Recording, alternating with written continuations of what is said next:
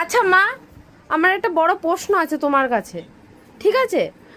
আমি তো মরতে মরতে হলেও, আমার মাজা ব্যথা হলে, কোমর ব্যথা হলে, মোর স্বর্গে চলে গেলেও আমি তোমার জন্য কাজ করি, তাই তো?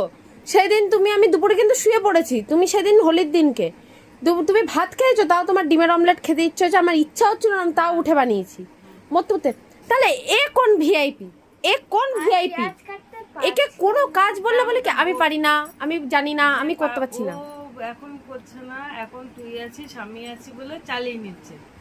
ফিউচারে ও কি করে চালাবে? ফিউচারটা কি করে চালাবে? তখন তুই হেল্প আরে রে রে করবি না রে, আমি হেল্প করব? আপনি তো সেটা বুঝছেন না, এটা প্রশ্নটা কিরকম, এটা চালিয়ে নেওয়ার ব্যাপার না। মানুষে তো যাবতীয় মানে খুঁটিনাটি দুটো আঙুলও নাড়ে। ওই তোকে পেঁয়াজটা কেটে দেবে। আমি খাট গোছাতে বললে বলে কি কেটে দেবে পেঁয়াজটা, তুই কেটে দিবি। মশারি টাঙালে, হ্যাঁ এই যে মশারি সেদিন আমার পায়ে লেগেছে, মশারি টাঙাতে বলে আমি শুয়ে পড়েছি শটাং হয়ে, মশারি টাঙালে বলে আমি লুলা, আমি উঠতে, আমি বলছি এবার ঠেঙে ব্যথা, আমি উঠতে পারছি, আমি লুলা হয়ে গেছি, আমার হাত নেই। আমার মা আমাকে থৈলি করে বাজারে নিয়ে যায়, আমিও থৈলি করে বাজারে যাই, আমরা এই নিয়ে তর্ক হয়। তা আপনি কি বলতে চান, এই নিয়ে কি বক্তব্য দিতে চান এর বিষয়ে?